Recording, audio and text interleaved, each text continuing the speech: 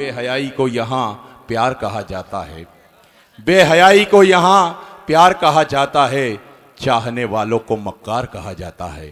बेहयाई को यहाँ प्यार कहा जाता है, चाहने वालों को मक्कार कहा जाता है। देश की मांग भरी हमने लहू से अपने, फिर भी हमको यहाँ गद्दार कहा जाता है। और एक और मकामी शायर से इस वक्त गुजारिश की जाए, मेरी मुराद रफ़ीक राही साहब से कहे कि वो आए और अपने कलाम से नवाजे, और रियाज तारिक साहब से गुजारिश के बराए करम वो डाइस पर तशरीफ ले आए। रफ़ीक राही साहब ज़ोरदार तालियों से अपने मकामी शायर का इस्तकबाल करें। जी जी। कि यक बयक हाथों में तलवारें कहां से आ गई,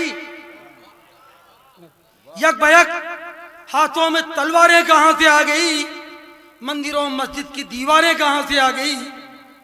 यक बयक हाथों में तलवारें कहां से आ गई, मंदिरों मस्जिद की दीवारें कहां से आ गई।